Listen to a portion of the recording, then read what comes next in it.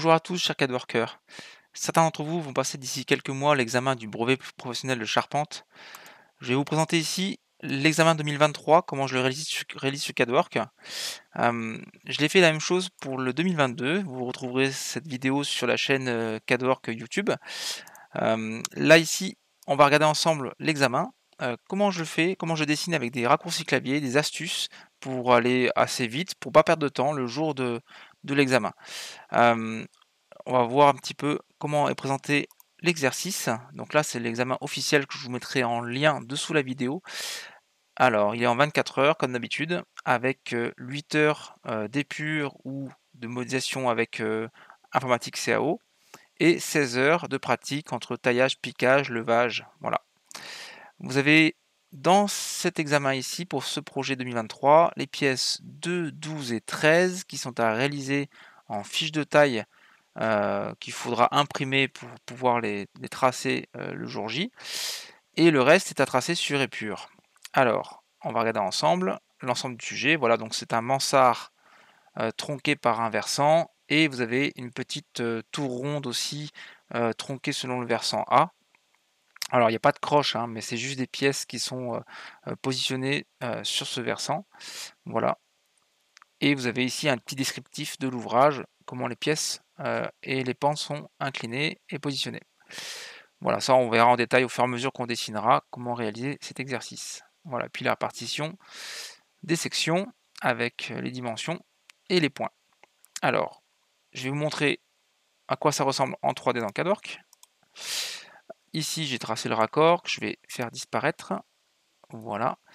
Alors, ce qui est demandé à l'épreuve, c'est de réaliser les pièces qui sont texturées en bois, j'ai fait en sapin, les pièces qui sont comme ça, elles sont donc à dessiner en fiche de taille. Les pièces qui sont marron, je les ai laissées comme ça parce que elles sont utiles pour pouvoir justement tracer les pièces qu'on a besoin de sortir en fiche de taille. Par exemple, pour avoir la coupe d'engueulement qui vient sous l'arrêtier, on est obligé de dessiner l'arrêtier. Pareil pour celle-ci qui vient en mi-bois dans celle-là, et le tonneau mortaise qui rentre dans le poinçon.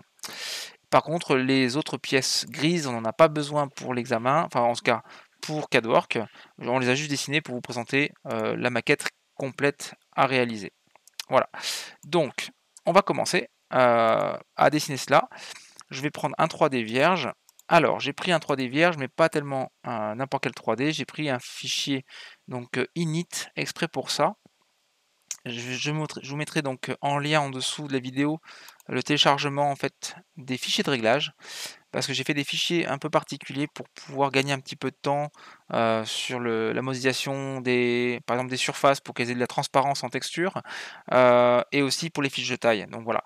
Donc là vous aurez ces petits fichiers là, vous aurez juste à ouvrir le fichier texte qui est ici, qui vous indique un petit peu où placer ces fichiers dans votre PC. Voilà, vous avez juste à suivre la description qui est ici, il n'y a aucun problème pour ça. Si vous n'avez pas ces fichiers-là, ça ne changera pas grand-chose, entre guillemets. Vous pouvez tout de même dessiner dans CADWork vos pièces et vos raccords sans problème, ça fonctionnera aussi. Alors, c'est parti, on va attaquer. Je vais mettre donc juste de côté ici le plan pour que je puisse suivre les dimensions. Et vous verrez au fur et à mesure les codes qui vont apparaître sur le plan, sur la vidéo. Et vous verrez aussi en bas à droite les raccourcis clavier que je vais utiliser pour pouvoir dessiner, on va dire, un peu plus rapidement que par les menus de CADWork. Donc selon l'exercice, je vais créer la vue en plan. Alors je vais faire un plan 2D en Z. Voilà. On va tracer une droite horizontale, une droite verticale, une parallèle d'1,50 m. Ça c'est le carré vue en plan. Cette année, le 2023, la vue en plan est plutôt simple, on va dire, par rapport à d'autres années. Je vais du coup créer une surface. Voilà. Une surface, allez, pourquoi pas, c'est le sol. Je vais faire gris. Je vais dire que c'est le sol, donc je vais faire un nouveau nom. Sol niveau. Alors niveau 0, attention, c'est niveau 0, ligne de trave. Je vais tracer en fait ma vue en plan déjà sur ma ligne de trave. Dessus sablière, on mettra les sablières en dessous. Ça c'est un piège à faire attention. Donc je vais dire R rectangle pour définir la diagonale de ma surface, et ça m'a créé donc du coup ma vue en plan par simplement une surface ici. On a aussi le raccord de la tour ronde qui vient et qui est de un rayon de 500. Donc Trait de construction, je vais faire une parallèle de 500. Voilà. Et je vais pour l'instant ajouter un nœud. J'en ai peut-être besoin plus tard. Ici, voilà, un nœud au niveau 0, pas de problème. Et puis maintenant, je vais créer une surface cercle qui définira la vue en plan de mon cintre. Pourquoi pas, ça peut servir, on sait jamais. Donc, F, voilà, je choisis une autre couleur. Allez, je vais prendre blanc, sol. Et je vais dire que c'est une surface cercle. Donc je tape C au clavier et je définis le centre en mettant un rayon de 500. Entrée. Et donc là, ça me crée donc une surface cercle ici bien située. Je retourne en 3D. Donc là, cette année, c'est super simple. La vue en plan est, on va dire, entre guillemets, déjà faite. C'est plutôt pratique. Je vais maintenant dessiner mon raccord de comble. C'est la priorité pour le BP charpente en général. Donc, ce que je vais faire, c'est d'abord tracer le versant A. Donc, un plan 2D en X en vue de côté. Voilà. Et je vais tracer une droite verticale ici. Une pente, donc là, c'est 45 degrés. La pente de ce versant A. Voilà. Et j'ai ajouté une surface. Voilà, de couleur, pourquoi pas. Allez, bleu clair. C'est le versant A. Et je vais dire L, ligne de profondeur, d'1,50 m de profondeur. Et je vais pouvoir cliquer de ce point à celui-ci. Ok, je retourne en 3D. Et j'ai créé ma première surface. Très bien. Ensuite, je vais aller donc en vue Y. Hop. Et tracer. Alors là, sur la vue en plan, on peut voir qu'il y a 500 mm pour la ligne de bris, on va dire ça comme ça. Donc, une parallèle à 500. Ok. Le couronnement est bien à 1,50 m précisément, et on a deux angles. Alors attention, je pense qu'il faut utiliser que un des deux angles. Ça veut dire qu'ici, je vais d'abord faire la pente du bas. Donc, c'est une pente à 63,435 degrés. Donc, je vais faire 63. Alors attention, je vais faire moins 63,435. Voilà, précisément. Et je pars du bas. Voilà. Ensuite, je peux faire une droite de pointe entre ce point-là et ce point-là. C'est la hauteur de couronnement des 1,50 m en haut. Et je vais vérifier la pente qui est indiquée ici, à savoir si elle se rapproche à ce qui est indiqué sur le plan. Donc je vais faire mesurer. Distance, ça va être angle avec horizontal. Et je vais cliquer sur ce trait construction. Et il me dit que ça fait en effet presque 50%. Je pense que c'était des valeurs en pourcent au démarrage, et c'était transmis tout en degrés. Et ça fait donc 26,5649, alors que sur le plan c'est 26,565. Voilà, on est au centième de degré, donc on est vraiment précis. Mais je vais rester avec ma droite de pointe, je préfère, comme ça je suis sûr d'arriver pile poil au couronnement des 1,50 m. Et là maintenant je vais dire ajouter une surface, une plus de profondeur, rouge, versant B, 1,50 m de profondeur, de ce point à ce point, clic droit, je recommence. Allez, on peut changer, pourquoi pas, de couleur, versant C, et de ce point à ce point.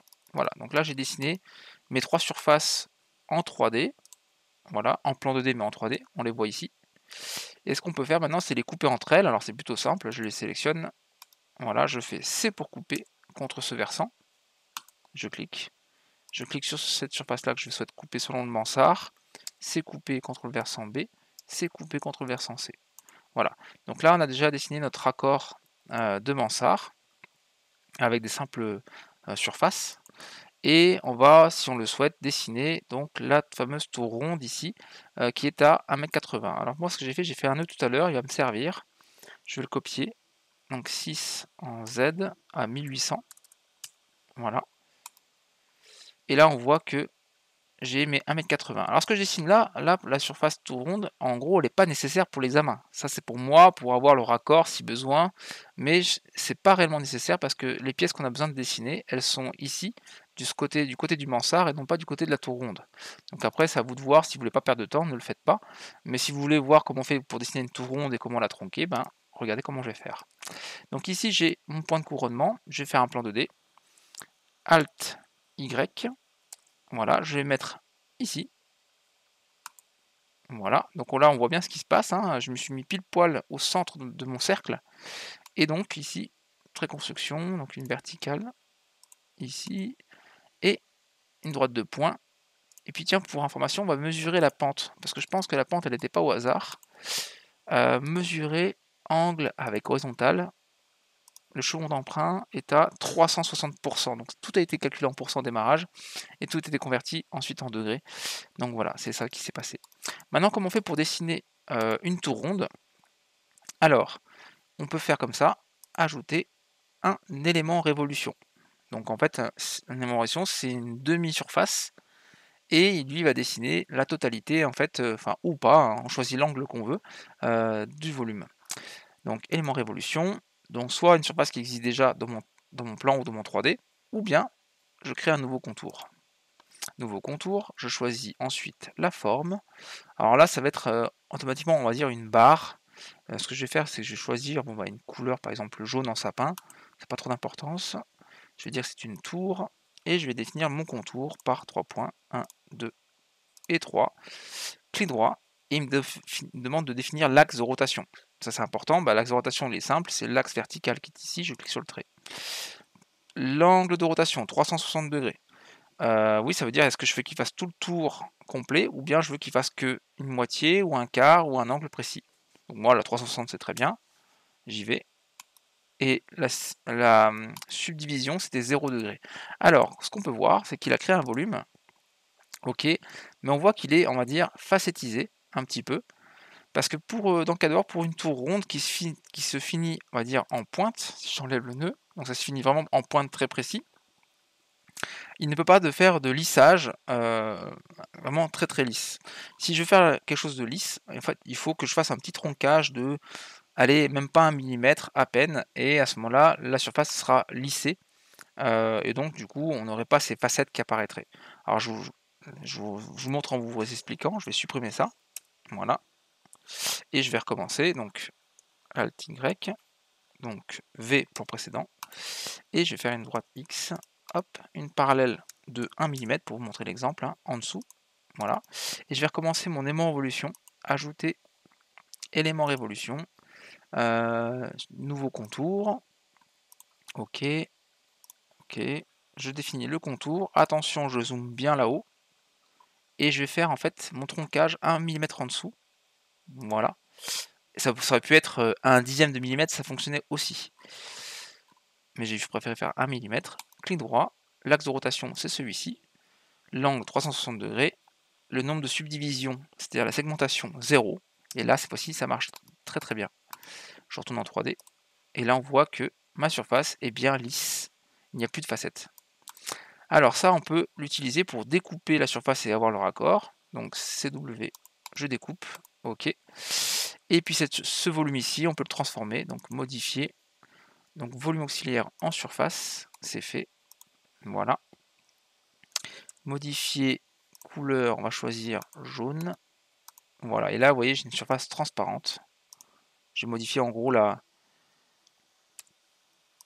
surface pour qu'elle soit correspondante avec le raccord. Et puis après je peux encore, si je veux avoir la découpe ici, pour avoir pile pour le raccord, je vais trancher ça, donc CDX, par ici, et puis cette surface ici, je vais la découper selon ce versant, en cliquant ici. Alors il me demande le pointif, voilà, là-haut. Ok. Et donc là, ça y est, j'ai bien mon raccord exact entre la tour ronde et le versant. Je peux à nouveau souder mes deux surfaces. Donc voici le raccord de comble qui a été réalisé. On peut vérifier en faisant 6 copier, mettre des nœuds pour les altitudes, hein. C'est pas gênant. Voilà, on est très bien. Et bien sûr, le niveau 0, pourquoi pas par ici. Allez. Voilà, donc H fait apparaître ou pas les altitudes des nœuds. Je vais maintenant dessiner les pièces de bois. Donc c'est parti, ajouter barre, hein, vous connaissez. 60 par la sablière, elle fait 100. Voilà, je choisis ma couleur, le nom. Alors le nom, je mets bien un nom correct parce que ça sortira en fiche de taille. Et c'est quand même pas mal que la pièce s'appelle bien sablière et non pas, je sais pas moi, un poteau alors que c'est une sablière. Donc la pièce se met à l'aplomb, je fais un raccourci haut pour déplacer et je place ma pièce ici en 3D. Si je regarde la vue en plan, ici il faut que je l'étire de 10 cm, donc 7 étiré de 100, j'étire ma pièce, et ici Je ne sais pas de combien il faut étirer, mais je sais que par exemple, à l'axe ici du raccord, il y a l'entrée de la petite ferme. Donc du coup, je vais faire 8 pour dupliquer ici à cette arête. Je fais O pour faire la rotation, et la pièce, elle vient ici, précisément. Donc à l'axe et dessous la ligne de trave. J'active mes deux sablières, je fais mon raccourci VE pour faire mon assemblage à mi-bois.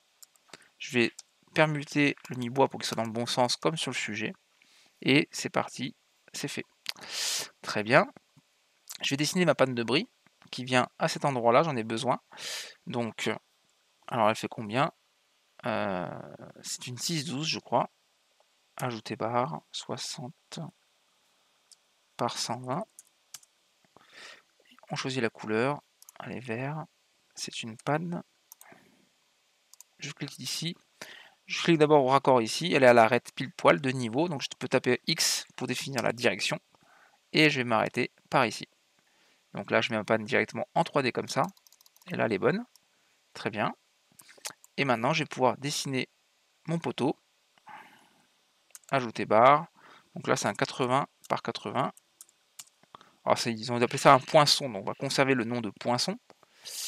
Voilà, le nom poinçon, ok, et je vais prendre de ce point là, selon Z, attention au piège, ne cliquez pas par exemple à ce point là, le poinçon serait trop court, ça serait dommage. On va aller cliquer sous la sablière pour avoir la bonne hauteur.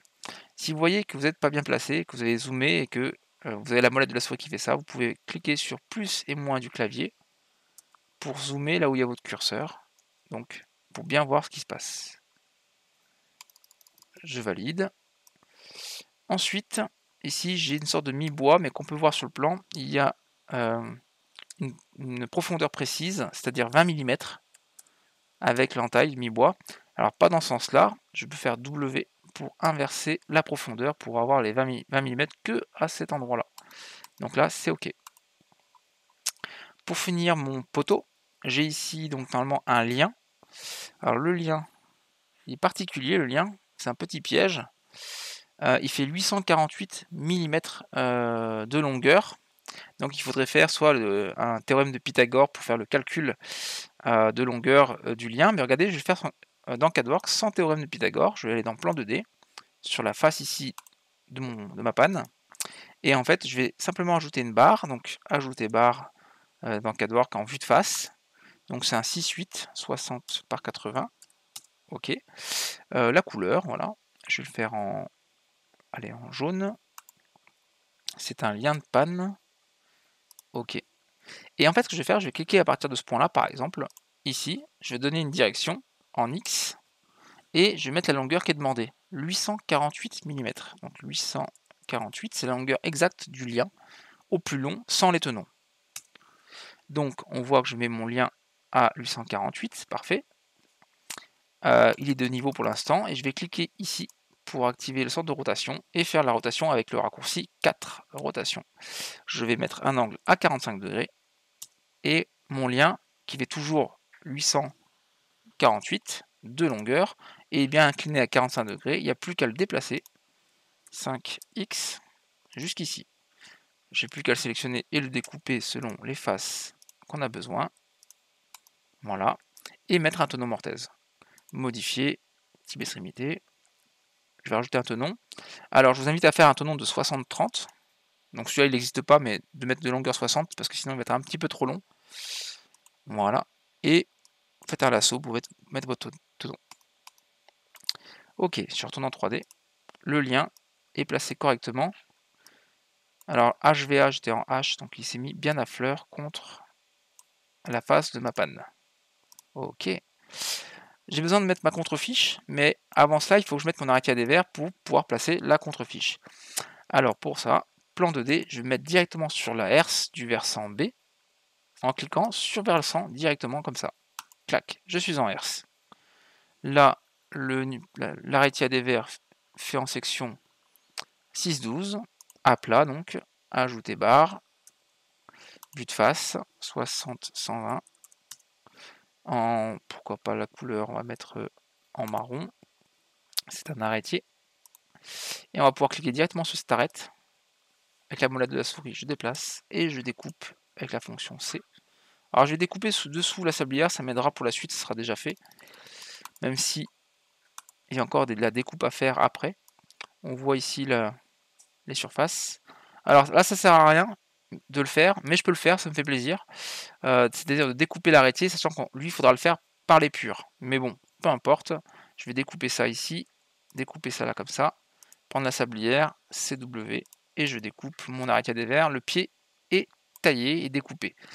Pour la partie haute, la tête, je vais donc sélectionner mon arrêté ici, et simplement faire s'écouper, parce que c'est tronqué contre la face du poinçon ici. Et ensuite, j'active mes deux pièces qui sont les aimants durs. Je découpe. Voilà, mon arrêté à dévers. C'est-à-dire que là, mon arrêté à dévers est déjà dessiné. Il pourrait être utilisé pour faire une fiche de taille si besoin. Ça va assez vite. Là, c'est stratégique pour le lien de... on va l'appeler la contrefiche. La contrefiche sous l'arrêté à dévers. Celle-ci, si on regarde les plans, elle est positionnée. Alors, ils disent, en fait, d'abord dans la description, la contrefiche repère 13 est positionnée face à plomb, suivant le plan de l'élévation de l'arrêtier. Donc en fait, ok, face à plomb, sur le plan de l'arrêtier. Donc ça veut dire qu'en gros, c'est parallèle à l'arrêtier. Mais par contre, en profondeur, en fait, si on regarde une Axo 3D plus sur la page 7, l'élévation, on voit qu'en fait le lien, il est à fleur à l'arête du poinçon. Ça veut dire que il arrive pile poil sur cette arête ici, et après l'épaisseur vers l'arrière. Donc là, c'est stratégique. Il va falloir que je crée une surface, ce sera peut-être plus simple. Alors je pourrais faire un plan 3 points, mais on va voir si ça peut se faire. Remarque, un petit plan 3 points et je me décale. Mais je vais vous montrer la stratégie par une surface, ce sera peut-être le plus simple pour que vous puissiez comprendre. Donc ce que je vais faire, je vais me mettre en vue en plan avec l'arrêtier et je vais faire plan 2D ici. Voilà. Là, je vais essayer de repérer le raccord de l'arrêtier. Alors bien sûr, c'est cette arête là. Pour mieux peut-être voir, je peux mettre en ligne cachée. Là, on voit bien que c'est bien cette arête ici qui est à représenter. Alors là, je vais mettre HVA en V et je vais créer une surface. Donc F, la couleur gris, pourquoi pas. On s'en fiche le nom. On la supprimera juste après. Et on va pouvoir définir ici L, ligne plus profondeur, de hauteur, je sais pas moi, 1 mètre. Ça devrait suffire. De ce point à ce point. Voilà, on trace en gros une surface selon le plan, la vue en plan de l'arrêtier. Et donc du coup, vous voyez, ici j'ai bien une surface qui représente ici un plan parallèle à l'élévation de l'arrêtier. Et moi ce que je vais faire maintenant, regardez bien, c'est un plan 2D par rapport à ce plan-là, mais en profondeur à l'arête ici du poinçon. Plan 2D, je vais faire un clic milieu sur ce plan-là pour définir ce plan. Donc c'est marqué en bas, un clic milieu, plan plus point, et je vais pouvoir cliquer en profondeur le point où je veux que ça aille. Et bien je vais cliquer sur ce point là par exemple ici, clac, et voilà. Donc là je suis en décalage, je suis bien placé, en profondeur HVA, H à l'arrière. Et alors maintenant on va respecter les codes qui sont demandés, c'est-à-dire les 90 mm depuis le sol, donc 90 depuis le bas de la sablière, ça c'est pour le point bas qui est ici, et les 475 au raccord. Alors attention, parce que le raccord, je crois qu'il est un peu plus haut, il aurait fallu que j'active la pièce. Je retourne en 3D, j'active ma pièce ici, parce que je vais faire un plan 2D, et je vais faire V, plan précédent. Voilà. Attention, le point de raccord, il est bien ici en haut. Donc, on a dit 475 depuis le dessus de la ligne de travail. Donc depuis ce trait-là. Voilà. Donc c'est un peu bizarre comme cote, mais on respecte. On va prendre de ce point ici, donc, et ça impacte contre l'arête ici. Voilà, c'est comme ça. Maintenant, j'ajoute ma barre. Ajouter barre, je crois que c'est un 8,6 encore, 8 face, 60 par 4. Ah, je recommence. Contrefiche. C'est un 60-80. Voilà. Ok, une contrefiche. Et je vais partir de ce point jusqu'à ce point. Hein. Voilà, je remonte. Et là, normalement, c'est placé correctement. dans le plan. Donc là, c'est bien un fleur ici à l'arête ici. Donc je peux activer cette surface, cette barre et la découper ici. Là, je peux activer mon arrêtier et mon poinçon CW dans la contrefiche et supprimer la chute. Et là, j'ai bien ma contrefiche en dessous découpée correctement. Voilà les pièces qu'il fallait modéliser. Donc celle-ci, celle-ci et celle-ci. Voilà. Qui seront à exporter en fiche de taille. On peut supprimer maintenant cette surface. Je vais donc maintenant réaliser ce qui est demandé, c'est-à-dire ces pièces, je vais les séparer comme ça, et je vais les numéroter. Alors, elles ont des numéros particuliers, je vais conserver les numéros qui sont dans le sujet, comme ça, ce numéro-là sera le même dans la fiche de taille. Et pour la correction, c'est peut-être mieux. Donc, la sablière, c'est la numéro 2, donc je fais exporter liste de production, je numérote, et je mets le numéro 2 tout de suite, entrée. Ensuite, c'est la 13 pour la contrefiche. Alors j'ai un raccourci clavier, c'est F1 chez moi, ça va plus vite. Vous aurez le même si vous prenez les réglages. Et F1, celle-ci, donc je renumérote celle-là, et celle-ci c'est la numéro 12. Voilà. Alors, je peux faire afficher les attributs, et vous voyez, quand je fais afficher les attributs, j'ai la 2, 13 et la 12. C'est les 3 pièces qu'on a besoin d'exporter en fiche de taille. Maintenant, dernier point qu'on a besoin avant de les exporter, c'est de configurer la mise en page de la fiche de taille, c'est-à-dire est-ce que je veux avec cotation, en A3, en A4, etc. Donc pour ça, je vais configurer les types de façonnage en sélectionnant les pièces que je souhaite coter et ne pas coter. Ça veut dire que CADWORK va coter les pièces en automatique si besoin, et je vais pouvoir aussi coter moi-même si ce sont des pièces un peu complexes. Alors, je vous montre, si j'active cette sablière-là, qui va se coter, je pense, toute seule correctement, je vais dans Modifier, type de façonnage, je vais prendre par exemple du A3 avec cotation, voilà. Et les deux pièces ici, qui ont beaucoup plus d'usinage, je vais dire Modifier, type de façonnage, et là je vais faire du A3 sans cotation. Donc ensuite, une fois ça fait, exporter, plan, pièce par pièce, fiche de taille. Je valide le clipboard. Et je vais pouvoir maintenant aller en 2D pour coller le résultat, donc 3 entrées. Je colle ce résultat ici par hasard, voilà. Donc j'ai une pièce que j'ai demandé avec cotation, donc simplement, voilà, la cotation est correcte, il n'y a pas de souci. Il y a tout ce qu'il nous faut. Les pièces d'à côté ou en dessous ne sont pas cotées, donc là maintenant je vais coter moi-même. Alors je vais faire donc une cotation horizontale sur ces points, donc je fais des lassos. Attention, il y a des points d'accroche ici, je ne sais pas quoi ils représentent. Il y a aussi le marquage, mais le marquage je vais le faire, je le coterai par exemple là ici. Voilà, et un point là, quoi je coterai après, clic droit. Et je peux faire, si je souhaite S, une cote somme, W inverser le sens du 0, et pouvoir placer ma cote en cote cumulée. Une cote verticale pour mettre la valeur du mi-bois, une cote verticale pour placer la cote de la mortaise. Voilà. Et puis, je vais mettre une cote horizontale pour l'emplacement du marquage de la contrefiche. Et pourquoi pas tracer l'angle ici. Ensuite, j'ai besoin de quoi d'autre? Bon, la profondeur de la mortaise, il faut le coter, comme ça montre au jury qu'on a coté la mortaise avec la profondeur. Et puis, on a besoin, non c'est bon, il y a tout ce qu'il faut pour pouvoir tout faire. Ok, on va passer donc du coup ensuite à la contrefiche d'arrêtier. Alors moi, ce que je fais en général, c'est que je cote qu'une seule longueur, que je cote sur les deux vues, pour être sûr d'avoir les bonnes longueurs, on va dire. Donc je vais coter par exemple ce point et ce point. Voilà, donc les 66,8 que je vais reporter. Donc du coup, ici, ce point et ce point, ça doit forcément correspondre. Voilà, 66,8 aussi. Et du coup, ensuite, j'ai plus besoin de longueur à part, par exemple, en code vertical, l'engueulement. Voilà, code vertical, hop, Voilà.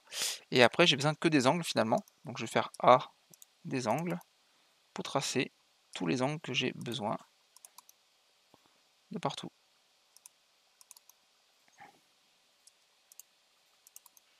Voilà, l'angle tracé sur les vues de face. Et ce que vous voyez donc en bleu et en rouge, ce sont les angles machine.